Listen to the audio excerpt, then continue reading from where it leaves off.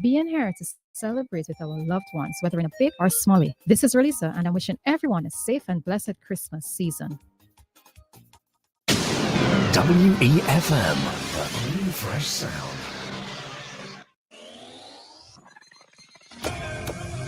Rise and shine. Let's get ready to take on the day. Activated Mornings on WEFM 99.9 is on now.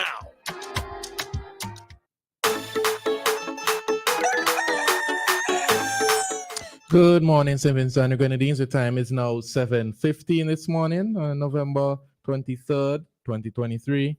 And with me is Roleza, and of course, you're listening to Ari, and we are activated morning this morning. Good morning, Roleza. Morning. How are you?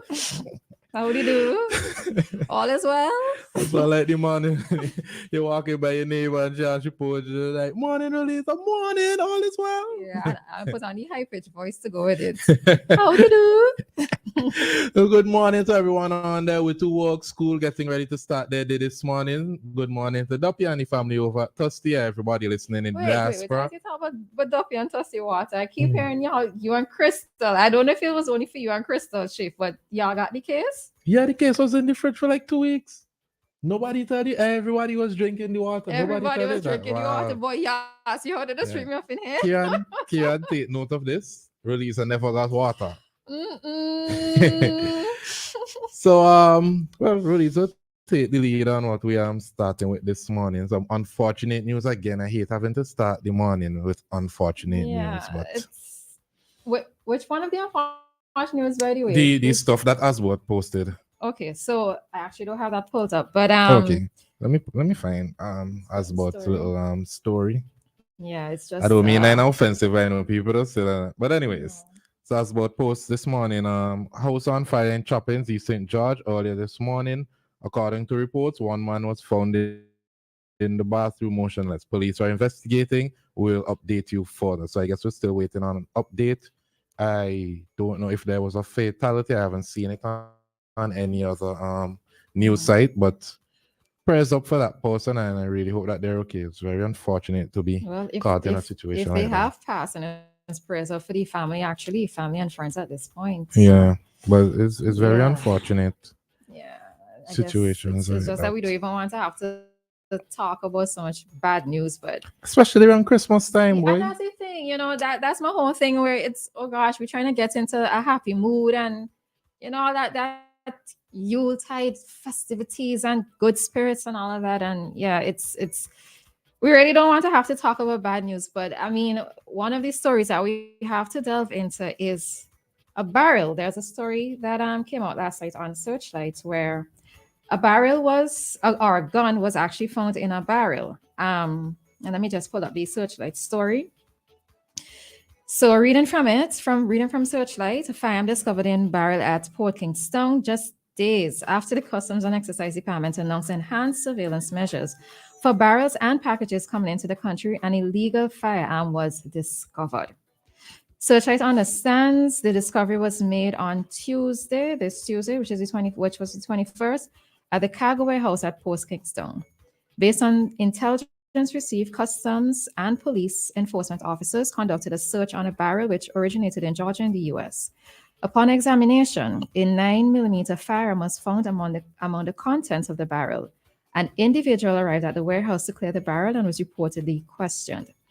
The increased surveillance comes in line with the holiday duty-free concession period where an increased number of barrels and other personal packages are imported into the country. We just had some officers from Customs and Port here last week for Cop Chat. Mm-hmm. And I guess this is a question we should have asked. Who would be liable in a situation like this? But this is the thing, because I remember a situation like this, I think, happening last year where several, I think it's in another story, where several guns were found in a barrel.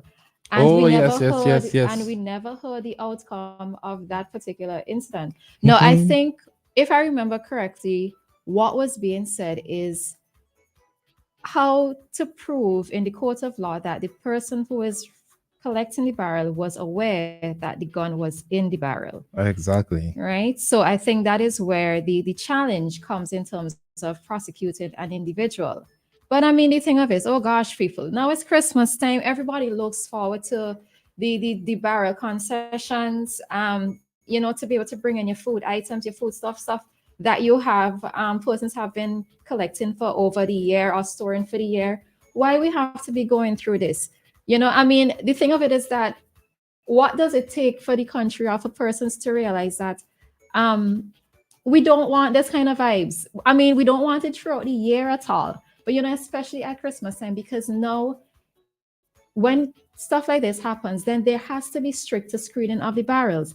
People are already annoyed sometimes when they go to the ports, and for them, it seems to take forever. Although in last week's cop chat, it was mentioned that the process is a bit more efficient and a bit more speedy. But if persons are going to use this opportunity to bring in illegal firearms, it's going to mean that the process is going to take longer. So I'm gonna read some stats here from the story last week that Searchlight posted with the headline "Stricter Screening of Barrels this Holiday Season." So according to Searchlight, in 2019 and 2020, barrel shipments stood a little over 39,000. In 2021, the year that La Soufrière erupted, barrels entering the country jumped up at 56,271, owing to donation and relief supplies sent from overseas. Last year, 34,128 barrels were imported into the country. Of that number, the Kingston port received 17,486, and the Camden Park port received 16,642. Now, that's a lot of barrels to be in and out. And of course, criminals are going to take the chance to say, all right, let me try sneaking some goods. Say, because not even criminals, regular people try to sneak in some stuff, determining how they pack their barrels. But let's see. There was something else that caught my okay. Earlier this year, new scanners were procured for the country's two main shipping ports, as well as the Argyle International Airport, to enhance measures to limit the importation of illegal items, including firearms. It is expected that the scanners are to become operational soon, and when up and running, they will enhance the security at the ports. In December last year, the same thing you were talking about, a joint operation between the police narcotics unit and customs department led to the siege of illegal firearms, 2 rifles, 6 handguns, as well as 200 rounds of ammunition. At the time, one person was detained by police as a suspect.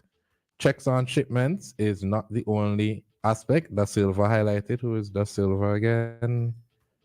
He's the head of Selwyn customs. Da Silva, yes, the head of customs.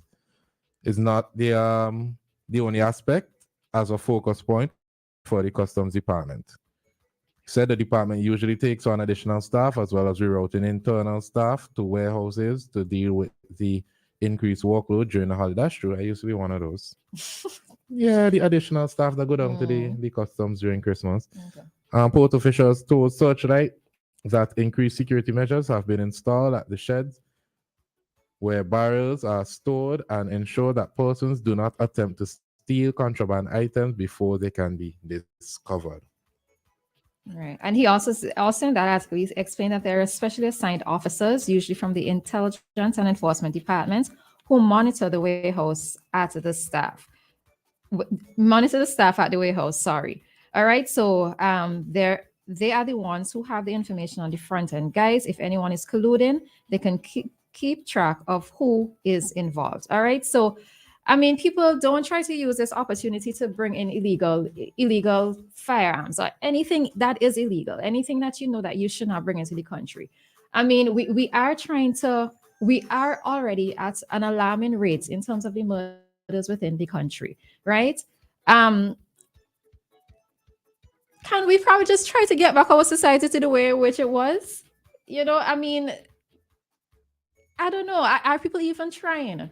Do people even care? Are people even trying? So don't use this opportunity to try to do the wrong thing. I just like to applaud the police force and customs for Detecting clocking it. this. Yes. And so early as well too. Yep. And I feel like it. Oh, we keep missing calls on WhatsApp. Sorry. feel Callers, like I'm sorry. this really should set the precedent to deter people from trying to import these firearms, especially not Christmas, man. Not And Christmas. the thing for me is because of the fact that persons look forward to the concessions at this particular Yeah. point in the year, right? A lot of people, when they get stuff during the Christmas season, it helps to carry them maybe if not for all of next year, but at least half of the year. All right. So Don't make let's Peter pay for let's Paul. Don't come on. Do you see? And that's how it goes. We get something nice, abuse the something stupid process. happen, and then boom. Yeah. We're back to square one, and then people going and curse the government saying, why you have to take away the barrier concession? Things like this is why. Yeah.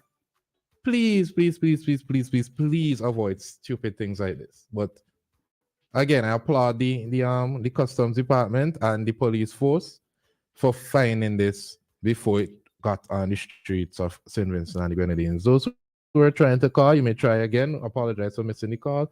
Good morning to, I think it's Elise Gould. Yes, Elise Eunice Gould, Gould on the live there. And Chris Ali says, lock them too up. He says, lock them up. Yeah, but Right? that's the thing. Who is How- liable? right. Who is It's liable? how to- Because them barriers already go through a lot of hands. Yeah. Something I was going to say when you were talking, and I forget what it was.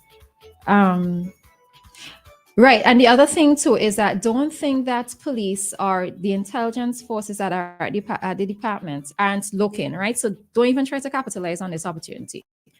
Hi, caller. Good morning. Mr. Khan. Okay. Right. So there are going to be stricter screening methods in place because as we already see, what has already started for this season, right? So don't even try to get away with it. If you know that you've already asked somebody to put something illegal into a barrel for you, just take it out, right? Just take it out. And don't accept barriers from strangers. Don't accept barriers from People do that? strangers. You know, it could be you're not really stranger, but somebody you barely, you know, like, hey, I have something for you. Or I said, come let me clear do it in something my nice for name. you. Clear it in. Come receive it and clear it. Boom, firearm, you're in trouble. Morning, Hi. caller. Morning. All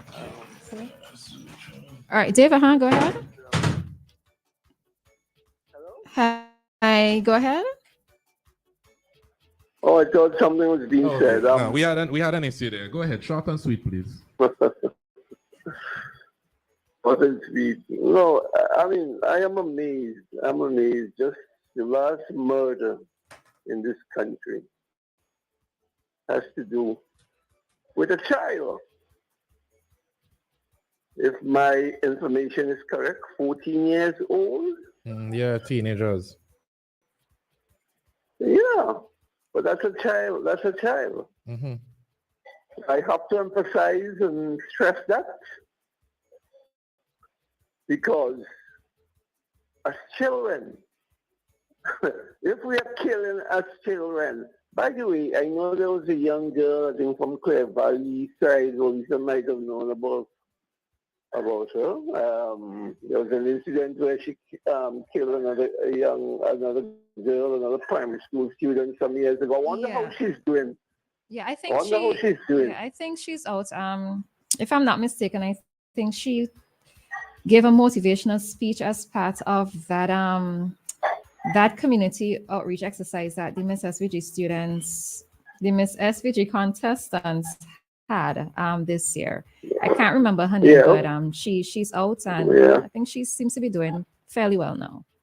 Okay, well, I'm happy to hear that, because I mean, you know, I have a lot of things in my memory bank, and I just talking, and she just come to mind right away.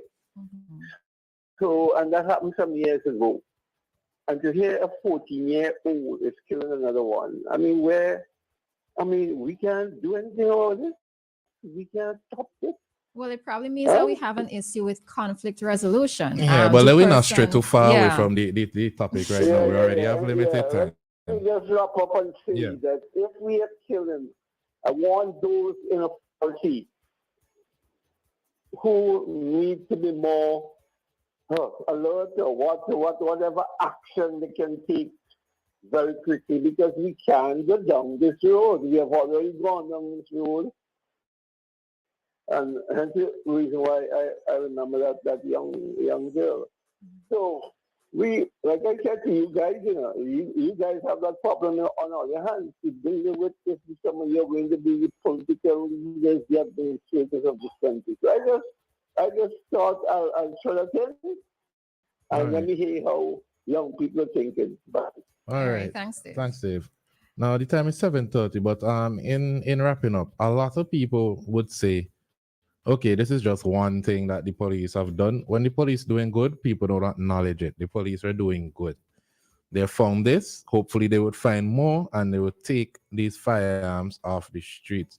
I think the only problem is who will be liable. Can you charge people for receiving, or could there be a joint task force to get the sender? Who knows? What's our relationship with the United States? Yeah, Don't know. but the other thing too, it's because of the different hands it passes through. So it might be the sender. You might look to investigate the sender, investigate the receiver. But what about the hands in which the barrel may have passed through at that point in time? So Exactly. Because it doesn't it's even have to be the sender or receiver for real. Mhm. It could be somebody working at the shipping agency. It could be somebody in customs. As you say that, what I'm curious about is if you get a barrel, it comes in your name. Let's say the police have not discovered it, or authorities have not discovered it. What would a person do in that case if they found a barrel in their in A gun a in gun their in there? barrel. Why is this? I'm just mixing up myself this morning. I apologize. Found a gun in their barrel. I wonder if Would they actually want to hand it into police, say what has happened? listen, if I discover a gun in the barrel like in straight station, nah, they ain't doing me this. Not me, not me. I'm a black Body rasta man. framing Not me. Not me. Who's this? Where this come from? Amnesty over? I don't know. They will deal with this right now. I'll just drop it in front of the station and run Yeah, away. drop it in front of the station around me. No, not me. You ain't Yeah. catching me. Ooh, gotta be Yeah, quicker than that. Not think, me. I think that's one of the other things. So I mean, yes, innocent cases may happen. Let's just put it out there. But if you happen to find a gun within your barrel, please do the correct thing and hand it into the authorities. Don't try to make some quick money on by selling it. You hand it into the authorities. All right. So All right. So we're gonna break now. We'll be back with traffic talk, commentary by Cian Marshall, and we'll be back with Cop Chat at 8:05. So please stay tuned. Come back for the next lives.